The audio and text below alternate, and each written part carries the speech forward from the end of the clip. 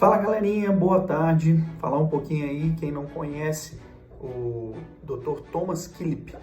Dr. Thomas Kilip mais Dr. Kimball, lá em 1965, criaram hoje o que a gente conhece de quê? Unidade coronariana. Eles propuseram o quê? Dentro de um hospital universitário, pegaram um local fechado, com 4 leitos, e durante 2 anos conseguiram triar e trabalhar com 250 pacientes com infarto. Naquela época não tinha ainda a questão da reperfusão coronariana. E o que eles fizeram? Eles tentaram botar os pacientes com infarto agudo do miocárdio dentro de uma unidade que hoje a gente sabe que é de terapia intensiva, que tem uma monitorização de eletrocardiograma diariamente e de full time, enfermeira 24 horas, mais os médicos residentes que passavam também lá.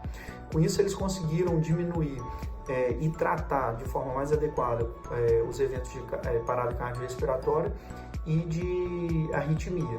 E nesse estudo, olha que bacana, eles propuseram o quê? A classificação de Kilip-Kimball, que justamente fazia o quê? Uma classificação de risco para mortalidade nos pacientes que tinham síndrome coronariana aguda, ou seja, o infarto agudo do miocárdio. E aí eles estabeleceram o quê? Que hoje, na verdade, a classificação entre 1, 2, 3 e 4, na verdade, no estudo original, como depois eu vou postar, era A, B, C e D. Então, A era o paciente que tinha infarto agudo do miocárdio, mas não tinha repercussão nem descompensação hemodinâmica cardíaca, então tinha uma ausculta pulmonar limpa. Estágio B ou 2, né, tinha crepitações e B3, e o estágio 3 ou o estágio C, né, a classificação C, é o paciente que está em edema agudo de pulmão, com crepitações até ápice, e o estágio 4 ou D é o estágio que o paciente está em choque cardiogênico. E aí muita gente pergunta assim, poxa, o cara lá em 1967 publicou esse estudo só com 250 pacientes, então não tem muita relevância, até porque foi antes da era foi numa era pré-trombolítico. E será que isso ainda vale como mortalidade, né? Vale como um preditor de mortalidade? E alguns estudos foram feitos depois, mesmo após a era reabertura de artéria, né?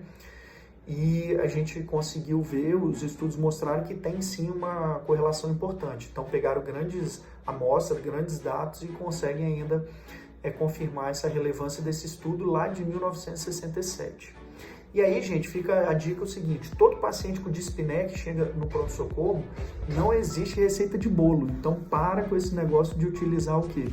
Furosemida, hidrocortisona, nebulização com Berotec para todo mundo e achar que isso vai resolver. Então, lembra das grandes síndromes lá, né? O paciente asmático, o paciente com DPOC descompensado, o edema agudo hipertensivo, a insuficiência cardíaca descompensada e o infarto agudo do miocárdio. Para cada um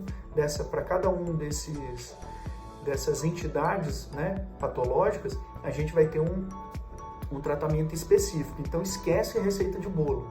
Berotec não vai resolver a dispneia de todos esses pacientes. Pelo contrário, principalmente os pacientes com edema agudo de pulmão, insuficiência cardíaca descompensada, e o infarto agudo do miocárdio com estertoração, fazer Berotec vai piorar, vai aumentar a chance de arritmia e vai também aumentar a pressão arterial. Então esquece receita de bolo, ausculta o paciente, analisa o paciente direitinho. Beleza? Valeu, galera. Grande abraço.